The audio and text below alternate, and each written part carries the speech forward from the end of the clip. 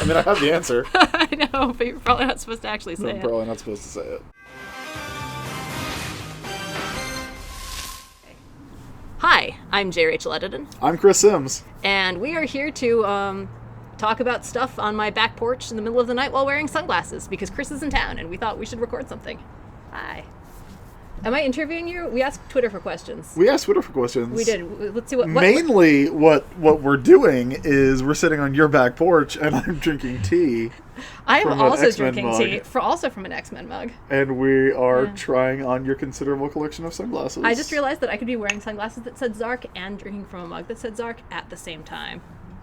You don't want to start double Zarking this early into the video. I don't know, man. I don't know if continuity can take it.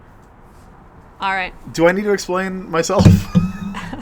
Do we need to? Oh yeah, no. So Chris writes the comic book X-Men '92. It's now an ongoing series. It was originally a 5-issue. It was four issues in print, 8 issues digitally. All right. Secret Wars tie, and I'm the co-writer. Yes. Of X-Men '92, along with Chad Bowers, who is not here but could actually be hiding in the foliage behind us. I would be very surprised if he was.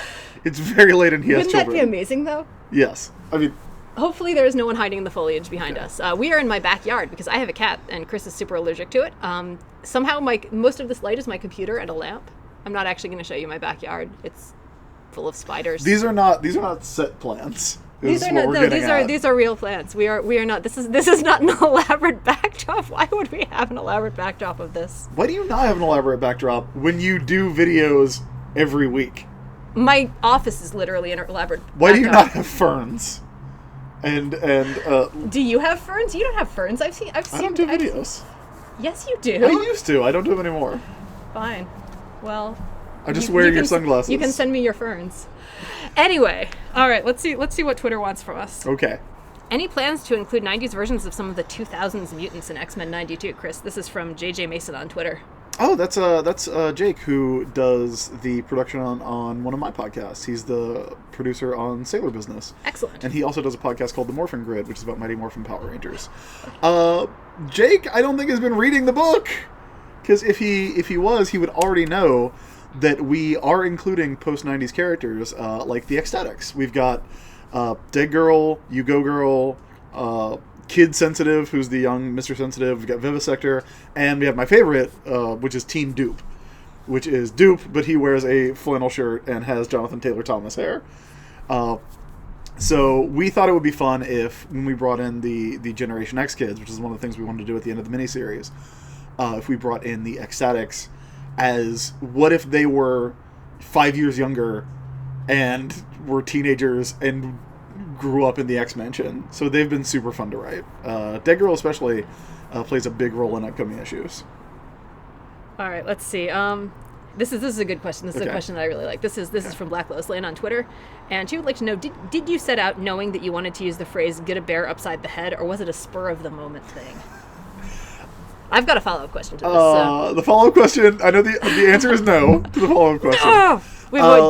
This isn't scripted, but we've been having this conversation for like 3 days now. I didn't know that that was going to be the line until I wrote that page. That's actually one of mine. Oh man, this tea is really good. Yeah, it's tasty. Yeah. That was one of my lines, and that's one of the ones where I wrote it, and I did one of these to Chad, and look what I just wrote. Hey, look what I just wrote. So it felt good. Chad and I do have a history. Actually, go ahead and ask your follow-up. Well, my follow-up question is just, will people be punching bears every issue? Because that has been a highlight of the first two so far. Mm-hmm. And I would, as in terms of recurring, it's kind of the recurring motif that I never really knew that I needed until now. We did not intentionally do it 2 issues in a row, but the entire reason Ursa Major is in that book is that we wanted Rogue to punch a bear, obviously. Is Rogue familiar with Nancy Drew's history of punching bears? No, but Chad and I have a history of bear violence in our comics. People may remember that when I used to write on my blog, my old blog header was that page from Punisher #5, where Frank Castle is punching a bear, and how it was my platonic ideal of comics for a long time. And then when we did Downset Fight, which is the graphic novel that Chad and I did that was released in 2014, there's a sequence in that. The short log line of that book is that it's about a former football player who fights football mascots. And so there's an extended scene, like the first real big fight scene in that book is Chuck Fairlane fighting Barkley the bear, who is a man dressed as a bear, who thinks he is a bear, and Chuck sets him on fire. And that is the page we always show everyone at conventions to see if they want to buy the book. It sells it about half the time, to be honest. Yeah, that's a telling page. Why is violence against bears so visually satisfying? Because they're big. Okay. They are scary. Yeah. But they're also kind of inherently comedic because of the way they are shaped. But they're also, when they stand up, they're like humanoid shaped. So it's not like seeing Cobra Commander kick a puppy. You're fighting a big thing that's more or less human shaped, but with claws and a scary animal face. That's my theory on why bear fighting always works. So watch out for my new comics instructional piece, 22 bear fights that always work. Is bear fighting the monkeys of the 20 teens? Like the gorillas? Like the gorilla covers? Yeah. I hope so. Are bears more or less punchable than pterosaurs? Because I've been arguing for years that pterosaurs have the most punchable non-human faces of the animal world and in comics. Well, now, were you editing Dr. McNinja at the time that there were so many pterosaur punches? I never edited the strip as it was being Right. written. I edited the collections. But I know that you were responsible for President Funkhauser's epaulets. I was, yeah. So don't tell me that you weren't involved. But that wasn't in an editorial capacity. That's true. That was in a purely inspirational capacity. I am pro epaulet. As should we all be. Mm-hmm. I'm pro President Maria Funkhauser. I'm on record. So we've got a bunch of animated series questions because obviously X-Men 92. And which does not. It has nothing to do with the animated series. Well, no, of course not. Right. But we are aware that you are conversant with it, and you appeared. You talked about you were our first emergency backup co-host, and you and I covered all of the animated series. Because you didn't grow up with it, and I did. But we covered the other ones too. So this question is actually a callback to those, which is who are your favorite and/or the best voice actors for characters who appear in multiple animated X-Men series?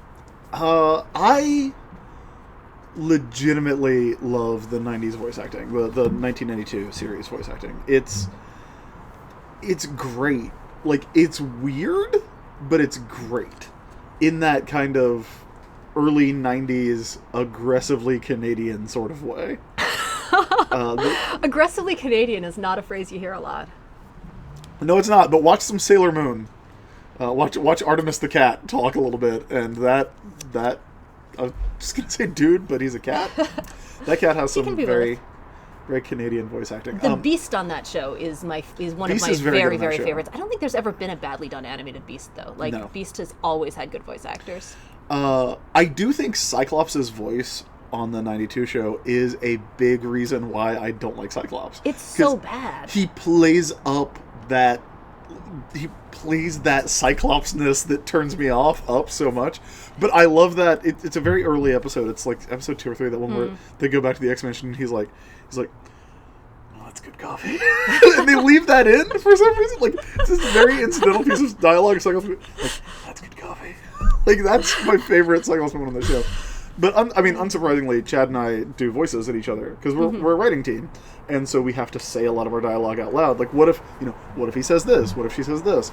And so we will do, the ones we do the most, the ones we do every time are Storm and Professor X. Cyclops' voice from the animated series is so hard to mimic, because it's someone trying to sound like animated series boring action hero, which is the least distinctive voice ever. We when we did the summer special last year, we let people vote for which characters we were going to play, and we Logan Bonner basically wrote us an adventure based on the animated series as a new season episode.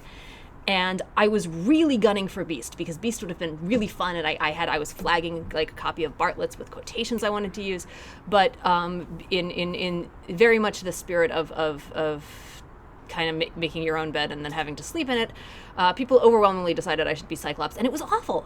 Like, he was fun to play. I know.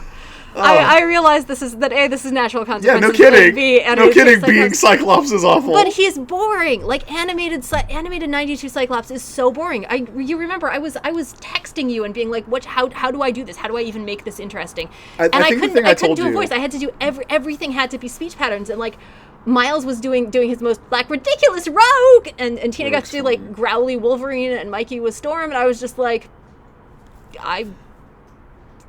nobody better have fun. It was I not, think that you texted me and you said, how do I play? Stand down, Wolverine. Yeah. You said, how do I play animated series Cyclops? And I said, find the most fun option. Like, think of the most fun thing you can do in any situation, and do the opposite. Do the exact opposite of the most fun. You are here to make sure things get done and nobody screws around. We don't say the Cyclops voice out loud, but Cyclops does obviously come back in number 5, which the cover's out there now. You can see the cover. It's by David Nakayama. It's Cyclops and Jean on the beach, and a mysterious shadow of some blue dude with a red diamond on his chest. And we all know what happens when Cyclops attempts to take vacations. Yeah. But in terms of just voice actors, who are your favorite performances across any of the cartoons? I honestly think my favorite Wolverine is probably Evolution Wolverine. That's disapproving. I mean, he's good. I just really, really like Steve Bloom. I do too, honestly. But there's that scene in that first episode of Evolution where he goes into the bar, and it's the one that Chad and I say to each other all the time because it's so funny. He goes into a bar and he just walks out of the bar, and even though it's a kid's show, even though it's a show for babies, you have an expectation in your head of what Wolverine is about to say. Yeah. And what he says is, water, cold. Yep. It's beautiful. It's not a bar, it's just a convenience store. All right, let's see. From Discord Incorporated on Twitter. Ooh, this is good. If M is superpowered Veronica Lodge, then who is the Betty of X-Men 92? That's a tough question. As the series goes on, I think it's probably going to shape up to be Jubilee. Interesting. I would have guessed Husk. Well, that's only because Husk is blonde. Husk is blonde, painfully sincere, kind of an overachiever. These are all true facts. Yeah. But one of the things we're doing in 92 is Jubilee is an X-Man. Jubilee fits with the team, but when they also have a bunch of kids running around, Jubilee also fits with the kids. So she's the character who there's overlap between the two teams. You're going to see her more often hanging out with the other students for various reasons, even though we still consider her to be, as she is in the end of the miniseries, the full-fledged X-Man. But because she is an X-Man, she is the one who is nominally, the senior student to all the others. She is put into conflict with Monet, because Monet is the one who just assumes the duties of being. Right, she's the de facto student body president. She installs herself as student body president, and so you're going to get a lot of conflict between them, because when we started writing scenes with them together, they turned out to be really, really fun to write, and they turned out to be really fun to bounce off of each other. So I think in that respect, it's going to end up being Jubilee. But we also, like I said, Husk is really fun to write, so hopefully we'll get a chance to put more of her. I think one of our biggest problems is that we have so much to do and only 20 pages a month to do it in. Like, we would... I am talking to our editor, Jordan D. White, and Heather Antos about doing annuals, specials, like anything we can do to get more time and do, like, what if we did a Generation X solo story? What if we did, like, the Generation X kids versus the Ecstatics at Field Day? What if we did all this stuff? That's just something I just came up with, but now I really want to do it. But what are the events in Field Day in Xavier's school? Xavier 92 Field Day. It depends on who's running it. Is Cyclops? Did he come back to run it? No, Cyclops. Because then someone dies. Cyclops is clearly occupied otherwise. I mean, we know that. He's on vacation. To number 5. He's on vacation. Read number 5. Here's one from Moon and Serpent on Twitter. So they ask, it has been established that Hank is a great DM. What classes did the all-new kids play in Beast's Pathfinder game? So we should backstory for anyone who doesn't know this. We used to be part of the same Wednesday night Skype-based Pathfinder game, which Chris ran and I played in, and it was incredibly fun. And it still exists in diffuse and various forms and remains awesome. But that particular game is currently on hiatus, alas. It's a shame. I miss burning things down with Jordan. Yeah. All Jay did was burn things down. That's not true. I lied a lot. Basically true. I lied so much. What happened was that you built your character around bluff checks and lying and deceiving. And so that I was built kind of your character idea going in. And so I built a character by accident who was only credible when she was lying. Yeah, you could not be sincere about anything. Right. Which is ironic, given your sincerity in real life. I have very high bluff in real life. But then I once convinced someone that strawberries hadn't existed till the 30s. It's a story we'll talk off mic. But then the actual campaign ended up being about fighting the undead, who cannot be bluffed or lied to. But they can be set on fire. But they can be set on fire. So, like, I had this really great character concept from you that ended up not applying to anything we did in the campaign, other than when you were helping out a Frankenstein who was on trial for murder. Yeah. Okay, so first of all, update: the weird noise is in fact the sprinkler system from the campus that abuts the back of our house. It is not supervillains as far as we know. We think. We hope. Probably? Maybe. Okay, so Pathfinder classes for the all new, all different. So I assume what we've got Cyclops, Beast. Ooh, we're talking about the giant size number, like these, like no, like these guys. No, I think we're talking about the current all new X-Men. Or the lineup. kids. The kids. So we've got the original 5 minus Jean. Okay. We've got Genesis, Oya, and who else? Who else is running around with them? Oh, and all new Wolverine. Let's see here. You do Cyclops. Cyclops is going to wait until everyone else has classes and then look for holes in the party and play that. He is not going to get the role-playing part of it. You don't think he's going to insist on his first? No. You don't think he's going to ask the professor what he should play? No, because this is teenage time displaced hyper. I say hyper insecure like it's different, but that's Cyclops. So he's going to wait. So I'm going to say he is going to get stuck. He is going to get stuck as the cleric. I can't do those X-Men. I can only do my X-Men. Well, I guess this is my question then. Okay, so like here's what my team is. No, oh man, really? Jubilee plays a barbarian because she essentially plays Wolverine. Right. Does she actually just literally straight up? Does she use a bunch of Wolverine's catchphrase too and insist that she's not playing him? Oh, that's one of the most fun things about writing it too is we keep having her use Wolverine's catchphrases. There's a part where at the end of number 1, another one of my favorite lines that we wrote is when she says, "If anybody messes with me, snicked." And then she corrects herself and goes, I mean, pew! Which was very fun to write. I thought her official sound effect was path, or something like that. P-A-F-F? Well, I don't pew! know. Pew! Let's see, Bishop plays like a Gamma World character who got sent back in time. Bishop just insists on using GURPS rules. Bishop's playing a Shadowrun game. Would he though? Would Bishop actually play Shadowrun, or would it be just too much like this? We're gonna play writers and podcasters the tabletop game. I'm done with this. I'm actually actively worrying about this. I'll be over here. All right, fine. This is good. I'm gonna find the questions that I know we're gonna disagree on and just answer those. Will the 92 X-Men cross paths with Alpha Flight, Excalibur, 90s Spidey from Spider-Man, the animated series, and TechNet? I don't know the answer to this, but I'm going to answer yes on the basis that anything I say in here is officially canonical. You changed sunglasses! Well, I wasn't looking. Come on, man. Well, I don't know what you're talking about. Yeah.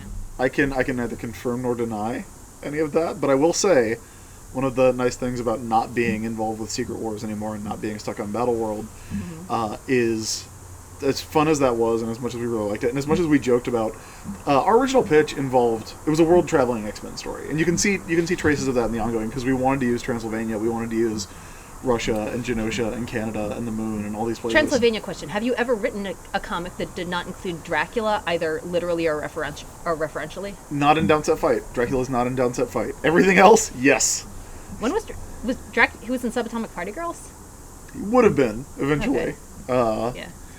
But since we were told, like, oh, those places don't exist, and so we started making jokes about how everybody was from the mall. like Wolverine was from the Tim Hortons, and Rogue was from the southern part of the mall. and Gambit was from the Popeyes chicken. But now that we're free of that, and we have this universe to ourselves, basically, we are planning on pulling in other stuff in a really cool way. You're going to see a little bit of it towards the end of the first story arc, and then as the story goes on, hopefully we'll get to show a bigger, wider Marvel universe with a bunch of bigger, wider Marvel characters. Like Juggernaut. Yeah, the biggest, widest Marvel character there is. Yeah. Yikes. Yeah. Okay. They've been referring to those as the punishment sunglasses. That's also the visible eyes is why I never wear them in video reviews. I am not into these. Also, because I have red aviators that I actually like better that are technically laser safety glasses, which is the most meta thing ever. I love it. Just get to the great. question so that we can switch again. All right. I do not. Fine. I'm not I will look it up. this. Ben asked us a question, so I'm gonna find his. This is our good friend Ben Gully. Yeah, part of the 6 Degrees of Asheville. Okay. All right. He asks, what X character who has never had a solo series would you like to see get a solo series? That's a good question. Because all the big ones have, except like, was there a Storm solo series? Yeah, that's right. Greg There was a Pak solo one, and it was miniseries. great. Yeah. No, it was an ongoing. Was it an ongoing? It was an ongoing. There's been a miniseries Okay. too, but Storm had an ongoing, and it was great, and you should read it. Wolverines have a couple. Just a few. Just one. There's been Rogue. We made a joke about how we wanted to do a Gambit series and have the cover say, "At last, the Cajun X-Man" in his 4th ongoing series. You should just make that a cover. Don't tempt us, because we will. You should. Good. Jubilee's had a book, which Jubilee. Did she have an or ongoing Gambit or a would be- limited? It was a limited series. It was the Robert Kirkman limited series. I forget who drew it. Cyclops? Cyclops. Yeah, He had Cyclops that had the one I have a that's page right, from the that's right. Rucka one. The Greg Rucka series. Yeah. No, only the first 5 issues, but I only sort of count those. So. Jean? Yeah, Jean is actually my answer to this question, and I feel like I'm cheating because I also answered this on the Emerald City panel. But my answer to this is Jean, but specifically the young time displaced Jean. I mean, given any X-Man, Adam X, obviously. Yeah. Psylocke's also really fun. Psylocke is fun. Psylocke is also really fun. Psylocke would be interesting for an ongoing. I want to see someone take Psylocke and deconstruct all the weird colonialist stuff around her the way Pac started to do with Storm. I've always said that the X-Men do a very specific number of things because of when and how I got into them. Like, I mean, obviously I'm a fan of Tomb of Dracula, but I didn't read Tomb of Dracula until I was an adult. So for me, Dracula is an X-Men villain because that's where I first encountered him. The Marvel Comics Dracula. Yeah. So the thing that I always say about the X-Men is that they do 3 things. And that's how I learned to love them. And they fight robots, they go to space, and they fight Dracula. Those are the 3 things the X-Men do. Will they be doing all 3 of those things at once in X-Men 92? Not at once. Not planned right now. But if we get enough issues, yes. If we get enough issues, everything you ask what's going to happen will happen. So please, buy the book. Just so far, everything else we ask about. Because Everything. All right, It's so all I gonna do get happen. to come back as Peter Corbeau's secret Canadian boyfriend. Yes. Yes. No. So, the Only Trout would like to know if you have figured out how to accurately write the sound of that church bell into a comic yet. I wish. What is this a reference to? The X-Men in the Animated Series theme song. Oh, yes. Yes. Which, if people know me well enough, they know that I am a fan, specifically of church bells in music. My favorite It's a song really of all time. specific subgenre. It is, but they're good. That's like a Netflix genre level of subgenre. But that church bell, I've talked often about how, when I was writing about the animated series, that church bell in the theme song is so good, and like it just comes in and makes that theme song. It's not the guitar that does it. It's not the dun dun dun dun dun dun dun. That's not what makes it good. No, it's that perfect point of punctuation when it hits that church bell at the end. No, I haven't. I would love to. And I would put it on the cover of every issue to get people hyped up. Just for the it. sound effect? Not just every issue of X-Men, every issue of everything. Oh, this is a good one. Which X-Men would fit in a Sailor Moon type capacity? I assume like as a Sailor Scout or in a Sailor Moon lineup. Let's see here. Who is the most magical girl of the X-Men? Oh no, classic Psylocke, like old school British Psylocke, who is like, yeah, totally. In the way that that Sailor Moon has the feathers and the ribbons. Betsy having the butterfly. It's I think a very magical girl sort of thing. Well, and she's got the hyper amazing like super femme princess armor. Yes, too. And she's got that purple hair, that big Alan Davis hair. And she's got the kind of mystic ties that you'd need to have a viable transformation sequence in the Marvel universe. True. So I'm gonna go with OG Betsy Braddock. That's a good answer. Yeah, thank you. All right, so this question is from Eric. It's me. Wants to know if there's an alternate universe where Moira McTaggart has the popularity of Deadpool. I mean, the universe is infinite. That is the universe where Graham McMillan is the Punisher. It's a very specific motivation for becoming the Punisher. It's all right. I'm sure there was a specific question I wanted to find. Okay. This is from Eric. It's me, and Eric. It's me would like to know if you two were given the job to pick 8 X-Men for a new cartoon, who would you pick? Do you want to just go back and forth like playground draft style and you pick 4? Sure. All right. New cartoon. Am I starting? You're starting. Okay, Jubilee. All right. Quentin Quire. Already a very interesting show. Right? I want to see Comics Code Authority compliant Kid Omega. Is this all time X-Men? Yeah, this is I'm gonna, since they didn't specify, I'm gonna say that we just get whatever. Then because we got Jubilee, Quentin Quire, Cable. Okay, let me think. Talking about Nathan Charles Christopher, Dayspring, Ascani Sun Summers. Who works well with Cable? I was gonna say Boom Boom, but I feel like I don't want to put if we've just got 8 characters to work with, I don't want her and Jubilee there. So Quentin Quire, Cable, Jubilee, Pete Wisdom. Interesting. That's an interesting choice. Let's see. I would take Monet. St. Croix. Rachel Summers, but specifically with the Phoenix Force. Okay. That's a good one. What are we at? Is that 6? That's 6. Yes, we've got one more each. We've got one more each. So this is the Hammer. Is what we call this. I don't know how you can go with anyone but Wolverine because you want people to watch. But I don't know if that's who I would put on the team. To make the most interesting bunch of characters. But I do like Wolverine, and I feel like Wolverine would interact with all of those characters in a different way and be really fun. He'd really mess with the power balance just as far as the character interactions, though. True, but I mean, like, I like the interactions that you get with Wolverine and Jubilee. I like the interactions that you get with Wolverine and Kid Omega. I like the interactions that you get with Wolverine and Cable. Especially Teen Cable. That's what I would do, Teen Cable. Are you doing Teen Cable, or are you doing Teen Nate Gray? It's a really different Teen space. Cable. Okay. What if I put Cable and X-Men on the team? What if the team is just versions of him? No. That is my favorite issue of Exiles, is the one where the team is just Wolverines. Yeah. It's 5 different Wolverines. That's always a pretty good gag. Is Albert in that one of them? Yes. Good. Yes, he is. Good. My last one would be Wolverine. I'm gonna go with Wolverine. Okay, man. See, I keep on coming up with ones, and you keep on coming up with you keep on suggesting ones that don't make them redundant, but skew the dynamic I'm shooting for. Because I was gonna say Beast, and I'm kind of second guessing that choice. You don't think you can have 2 guys with hair that looks like these sunglasses? I mean, I think you could come up with an entire team of that, but I probably wouldn't. Did you know that's the best thing about the X-Men? Is not just that Wolverine has hair that looks like Wolverine's mask, but that there are multiple people who have that hair? Well, there's the drawing of the 2 of them doing their hair together. I don't remember who drew it, but it's a lovely piece of art. It is. It sounds like it. It is. Man, this is gonna bug. I'm forgetting someone who I shouldn't be forgetting, and it's gonna bug me. What? You know what? I'm Iceman. I'm gonna put Iceman on there. Iceman? Okay. Yeah. Yeah.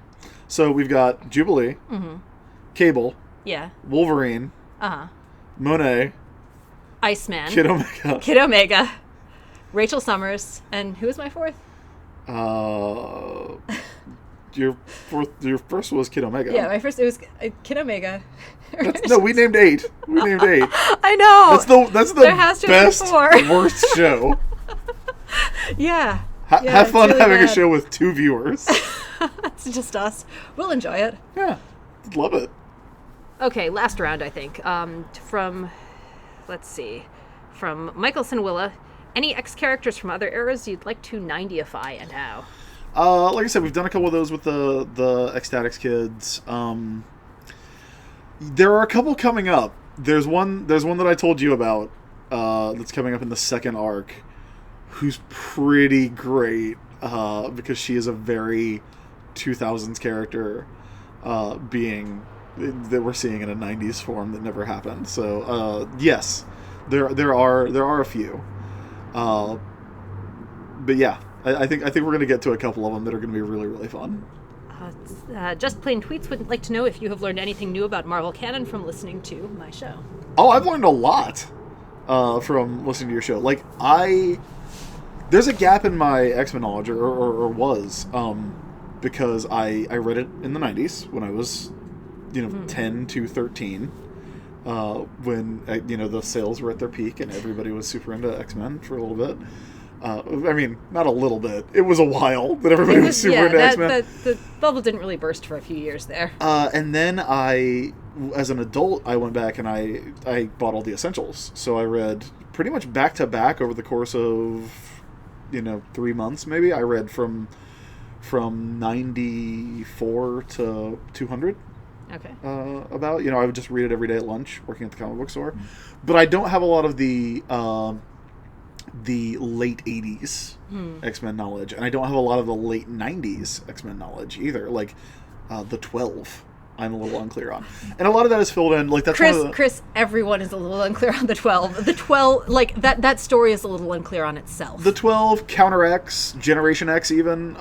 That's one of the reasons it's really nice to have a writing team and have a partner like Chad, who is really well versed in a lot of the stuff that I'm not, and I'm a little more versed in the stuff that he's not too.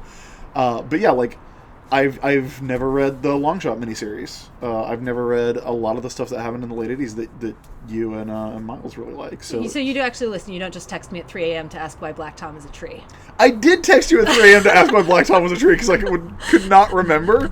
And you told me it was a secondary mutation, and I was almost positive it was because he caught a disease that turned him into a tree. It's both. Okay. As it turns out, it is a result of the legacy virus, but it's also been hand-waved as a secondary mutation. Yeah, that's great. Black Tom being a tree is great. So from Greg Thelen, do you think mutants would work better if there were no other superheroes, for example, the Avengers in their world? That's an interesting question. I think the answer is no. I think the answer is no too. They have to. It's weird because it's one of the hardest things to suspend disbelief around, but there has to be that contrast between them and other superheroes. Like they have to be the superheroes who works outside of the system, and for that to work, there has to be a system. People, again, if people are familiar with my writing, they'll know that I am someone who likes universes. Mm-hmm. I'm someone who likes the idea, and comics universes are unique in that there's no other form of fiction that is as complicated and as varied and is created by as many people and has as many varied themes as a superhero universe does. You can have sword and sorcery stories and westerns and superhero stories all in the same universe and all in a single linear history. So I like the idea of the X-Men being something different, but also existing in the same world as Captain America, as Iron Man, as Thor, as all these weird things. And I think you get a lot of really fun stuff when you see the X-Men dealing with Thor. Yeah. When you see the X-Men going to Asgard, when you see the X-Men going to space, when you see the X-Men dealing with stuff like that. I think that's a cool thing. Obviously you can do it. Like, the movies have obviously done a world where the X-Men are the only superpowered characters. Well, they've done a very small world. They've done a world where the X-Men don't interact with other superpowered characters, but they've kept that world narrow enough that there could feasibly be other superpowered characters running around. And I do feel like the X-Men work better. If all you're going to have is the X-Men, that works better than if all you're going to have is Iron Man. if someone can build an Iron Man suit, if one guy can build an Iron Man suit, then another guy can build an Iron Man suit. Yeah. If you can make one super soldier, then you can make another super soldier. If you have Thor, then you have to have Loki and Volstagg. You don't have to have Volstagg, but you should have Volstagg. Yeah. But like with you the have X-Men, to have Volstagg. If you're doing it right, you have to have Volstagg. With the X-Men, if you're introducing the idea of, oh yeah, like something happened, whether it's evolution, whether it's that, X-Men #1 idea of Professor X's parents worked on the atomic bomb and now radiation is making mutants. You can do that easily, I think, because there is a framework of that's not how evolution works, but that's how evolution works. It's a universe where people can fly and there's super soldier serum and Ant-Man is possible. Yeah. I think we've sort of thrown away the how science reasonably works pretty far back. I do, but like we were saying, I do really like the idea of the X-Men and mutants in general being the untrustworthy version of getting superpowers. Yeah. Because well, it's you an want, accident, and the whole manifesting at puberty thing is, I think, part of what works for me, because there are not a lot of things more terrifying than the idea of teenagers with sudden uncontrollable superpowers. Yeah, exactly. Like it works as a metaphor, but it also works as something that reasonably there would be just an incredibly visceral, immediate response to. And you want someone with superpowers to be Captain America. You want like the best guy. Yeah. To go through a bunch of stuff and be rewarded with superpowers. Even Iron Man, even though he is the military-industrial complex given flesh, you want a guy, by the sweat of his brow to forge himself he's superpowers. the genius inventor, and he's with the X-Men, would you give claws and a healing factor to Wolverine? Like, is that the guy you'd pick? Because he's a little... I mean, obviously he's the guy Department H picked. that is true. Okay, to be fair, someone did pick him and give him superpowers. But, would you give I-beams to Cyclops? Like, would you give Scott Summers... Would you be like, this guy should have uncontrollable concussive force beams shoot out of his eyes at all times? Yeah, well, that's the thing. I mean, with Cyclops, his powers are effectively a punishment. Just like our sunglasses. Well, the red ones. These are good sunglasses, though. These are seeable through ones. Reasonably, you can't drive in them, by the way. But that is something that comes up in X-Men '92. If I can go back to plugging, I go back to plugging? You can go back to plugging. One of the things that we decided very early on, and it's not something that I think we have ever spelled out on the page. Mm-hmm. We hint at it. It's part of the background. It's something that comes up when you see Trish Tilby in the first issue talking and doing the news report. For NPR TV, which is, I think, my favorite deep cut X-Men reference that we've done. I love Neil Conan's NPR TV. Is it that deep a cut? I mean, it's I mean, a lot of people do not know that NPR anchor Neil Conan became a TV celebrity because he covered the X-Men dying in Dallas. Anyway, the idea is that the X-Men are as popular in that world as they were in the real world in 1992. Like we wanted to talk about a world where the X-Men video game exists, where the X-Men have a TV show, where the X-Men... So in a lot of ways, their relative role is the Fantastic Four in the Marvel Universe. They had the comic book, there are the lunchboxes. Exactly. Because I think, a thing people don't necessarily remember now, because it's been so long of Avengers being the top team. But it was essentially, team-wise, as far as what dominated Marvel Comics in the Marvel Universe, it was the Fantastic Four. Mm-hmm. Until it was the Avengers for a minute. Yeah. And then it was the X-Men. And then the Avengers being Which is why those are the properties that got sold off during the crash. And so the Avengers being the top team is a relatively new thing. And I think it's a cool thing. I think it's cool that we have the Avengers, and it's a big thing. And it's a really cool, big... they're the guys, and because the X-Men, I'm not sure that they worked as the team. They don't, because they're very specific. Don't. Their premise is so much built about being outsiders. My computer's falling asleep. Their premise is so much built around being outsiders that, again, I feel like you can't, for the same reason that they need to be in a universe that has other superheroes, or at least where they don't have absolute power. They can't be part of the power structure. They can work. They can ally with it sometimes, but it can't be a comfortable alliance. So, like the San Francisco era, either San Francisco era is, I think, a good example of that. So one of the things that we wanted to do was tell a story in a world where that was a little more plausible. Mm-hmm.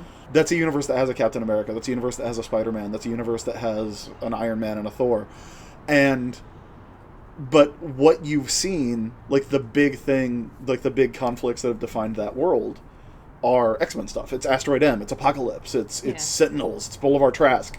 So it's all that stuff is what's been in the news, and then, you know, you see the X-Men fighting the killer robots, and they're your guys. Right, and they've presumably got either better PR or, you know, Neil Conan coming on the scene earlier on to spin things in the correct direction. It's like I've always said about the DC universe, like, you, as a comics reader, you might think Aquaman sucks.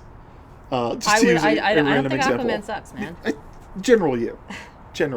Who's your least favorite DC Comics superhero? Oh God. I don't know if I have enough frame of reference. Let's just use Aquaman as an example then. All right. You might not like Aquaman. You might not like Green Arrow. I don't like Green Arrow. You might not like Green Arrow, but if you were falling off a cliff, yeah, and an arrow came through with a rope and like pierced your clothes and stuck you to the cliff so that you didn't die, Green Arrow would be your favorite superhero. Yeah, sure. You know, if you live in that universe, you'd be happy as hell to see Aquaman and Green Arrow show up every time they do. And you know that he saved you. Yeah. And you didn't have someone effectively spin it such that he was given the blame for putting you in peril in the first place. Right. Because that's the thing with the X-Men. And this is Kurt Busiek talked about this when he was on the show, and it's something I keep coming back to. Like, their problem, mutants' problem isn't the superpowers. It's basically that they have no effective PR in the days when the formative narrative around them is being written culturally. And I think a lot of that comes from secrecy. I think a lot of that comes from the idea, you know, you have to keep the X-Men on the fringes because they have to be on the fringes for the metaphor to work. Right. And but what if Professor X was out as a mutant? Like, what if the X-Men were all, you know, not keeping secrets? What if the school was not keeping secrets? Well, and Grant Morrison and the eras after him explored that to really great effect, where you had the X-Men as a more established group, where you had the X Corporation, where you had all of that stuff, and it worked, and it was interesting. And I don't know how long-term sustainable it would have been, but it was a really, really good and interesting departure. So if you combine that idea with the idea of X-Men being popular enough to have canned pasta, you have the world of X-Men 92. Okay. So let's see. I'm going to say one more question. Okay, one last one. I'm going to reload one more. This one is from L. Collins. Oh, I love L. Collins. And I'm closing with this one because it's a great question. L's the best. L asks, as two best friends who've read a ton of comics, which comics do you each want the other to read that they haven't? I can guess what yours is for me. Really? I can guess. What do you think it is? Finder. Yeah, I mean, Finder is up. So Finder is up there, and I want you to read it because it's incredibly important to me. In terms of comics that I want you to read, just because I think you'd really, really enjoy them. Okay. Have you read The Less Than Epic Adventures of TJ and Amal? I have not. It sounds familiar, and I think we've talked about it before. Okay, it's delightful. I think you'd really enjoy it. I would like to be able to high five over it with you. Okay. I don't know what you've read and what you haven't. I know one thing you've read a lot of. I was going to say, I suspect the answer to this is going to be a Transformers series. You would really like More Than Meets the Eye. I can guarantee it. I would put if we were the kinds of friends that required like if we were not as good friends as we are, I would put a money back guarantee. Like, I would give you the money you spend on any issues of More Than Meets the Eye because it's that good. I will read it. I really will. But I don't know. Like, I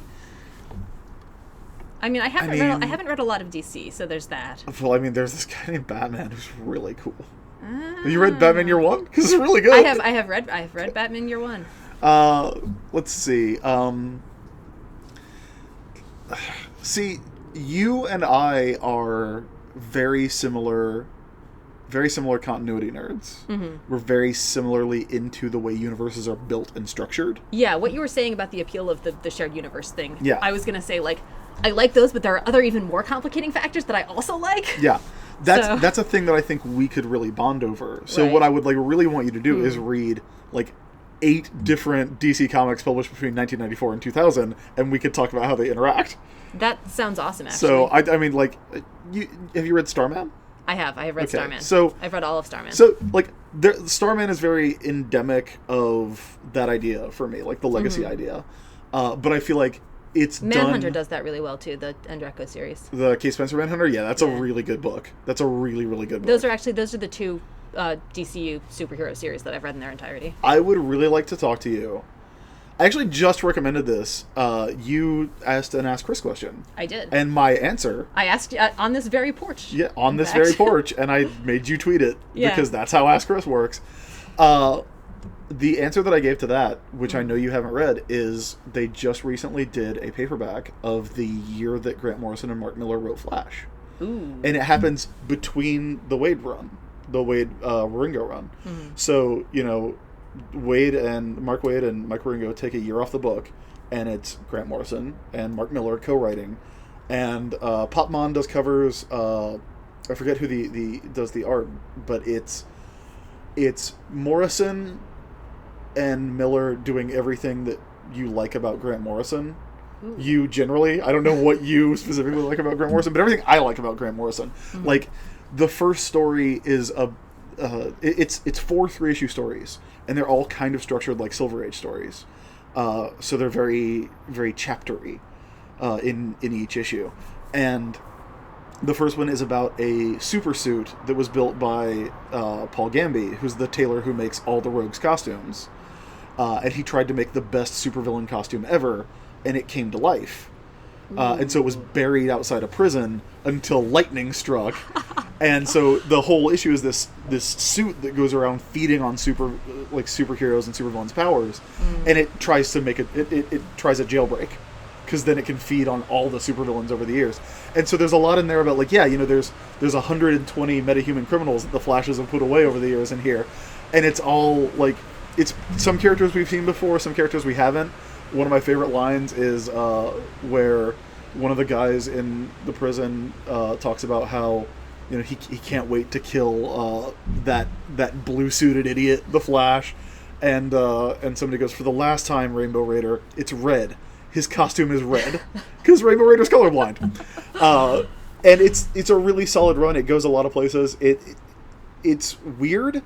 In all the right ways. There's a part where Wally West grows a goatee, and there's also the story where he races Sonic the Hedgehog to save the world. So that's one you should read. Okay. Because it's very, very low bar of entry. I like the idea of doing something where we have regular conversations about just deep continuity crosses and deep dives. I do love continuity. God, yeah. It's the best. Continuity's the best. It's so good, and it's so interesting, and I love the retroactive logic of trying to make sense of things that people weren't keeping track of at the time, and I love, I love the thing where writers, and it's so easy to screw up, but when it works, and Morrison does this so well, go in and try to write those narrative bridges between the old weird no one cared stuff and sort of stories that are themselves basically about no prize letters. Yeah, as people can probably guess, there's a lot of loving to go back and fix and make weird stuff that's in X-Men. The Upstarts being a prime example. You've got who knew we were going to go back and try and finish the Upstarts? You've got so many dangling plot threads to pull from, because the 90s were just basically let's stick everything in a blender and open the lid and turn it on. And that was the appeal of those books for me. Yeah. I have told you specifically before, I read X-Men comics as a kid, and I was like, I will never understand these. Yeah. There's so much going on that I'll never read enough comics to understand what's going on in these. Because it's a world, and it feels like a world, and sometimes things move in and out of a world. People move in and out of your life, so being able to play with that is one of my favorite things about superhero comics. I enjoy the space that leaves too for interpretation and for coming up with your own versions and stories. One of the neat things about going through all of this with Miles, because I've read X-Men, not entirely, but largely in order and largely as an adult. The exception is basically that I had friends who would lend me random comics on the bus on the way to school in high school. So I read most of these as an adult with a sense of there are 50 years of history. I'm reading them with someone who's familiar with a lot of it. I've got the internet at my fingertips. Yeah, the internet was around when I started reading X-Men, and Miles, on the other hand, read them as a kid, and so had the things that he put together. Like he would copy drawings and stats off trading cards and try to work things out about the characters if he hadn't read comics that they had in them. And he got that space to play. He got to do that connect the dots, kind of fill in the blanks, almost Mad Lib version of coming up with continuity. And I have this vague theory that's why a lot of people our age are so attached to those books, because they got to own the stories in ways that you don't when you have the full continuity there. In the same way that I am nostalgically fond of VHS tapes, which are terrible. VHS tapes are terrible. They're a bad format. They wear out super easy. You have to rewind them. DVDs and streaming video are so much better. But when I was a kid, I had the experience of going to a video store, which again is a terrible experience. But you have that, there's that idea of never knowing what you're going to come out with. Yeah, like you go to a video based store on the text on the back of the boxes. That's how I found the Super Mario Brothers movie. I had never played the game. I knew nothing about it, and I was like, "This looks ridiculous. Let's rent this." You go in with a hope for a movie that you saw a trailer for 6 months ago. Yeah, and you kind of heard it might be out on video now, and if it is, you'll pick it up. Or if you see a movie, you'll pick it up. But like, you don't know what it is. In the same way, I love that there's an app you can get now on an iPad or a smartphone or whatever, and you can just read whatever Marvel comics you want. You can read hundreds and thousands of Marvel comics. You can go to Comixology at 3 o'clock in the morning and buy any comic you want that comes out now. You can get everything without leaving your bed, and that's the best. I almost swore again. That's the best thing in the world, because it puts all of this stuff at your fingertips. But I do have this nostalgia for the idea of, I have one issue of X-Men, and the comic book store in town closed. Or the comic book store is not open this week, because comic book stores are not traditionally run by people who keep regular hours. So, or they sold out because, somebody came in and bought 50 because of an issue. It's the collector boom. Because, Scott and Jean got married, and I had to buy it from a kid in 7th grade. But you could get trading cards. You could go to, I could go to the flea market and get a bunch of packs of Wolverine trading cards. I've never read an issue of, the first 100 issues of Wolverine. I mean, I've read the Claremont Miller miniseries, but I never read the Buscema stuff. I've never read the stuff about Patch. I've never read the stuff where he wears his fishnet mask.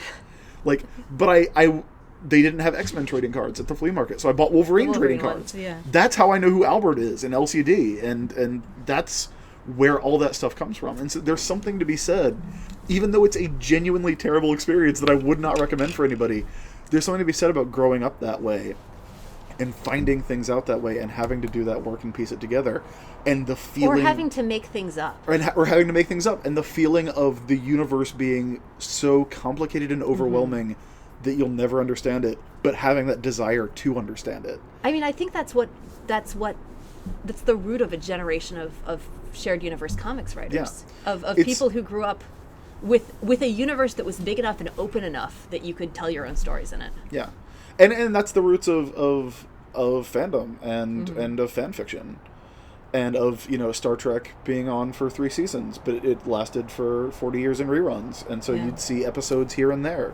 Maybe you'd watch them every day. Maybe, And you could get print guides to it. I had actually, when Miles and I were in 9th grade, for Christmas one year, I got him the big Star Wars Bible, and he got me the big Star Trek Bible. Mm-hmm. And so I had that one. It had a guide to all of the original series episodes. I had a Batman 66 one when I was a kid. And I can't remember what it was called, or I would have bought it again. I would have tracked it down and gotten it off eBay or something. But it was, an episode guide to every episode, and it would tell you what the villain was and what their plot was.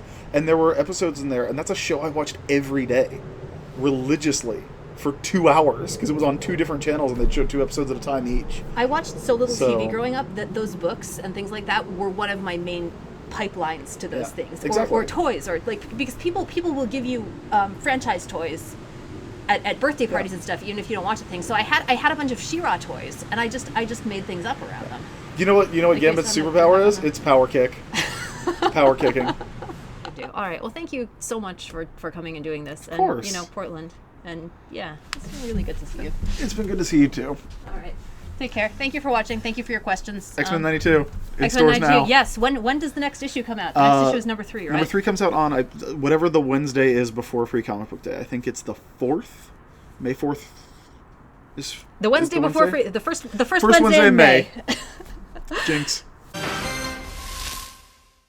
No, dude, your sunglasses are arguably cyclopsier than mine. No. Wow, I really look like Walter Sobchak right now. Do you need the punishment sunglasses? I think you need the punishment sunglasses. I know, fine. Okay.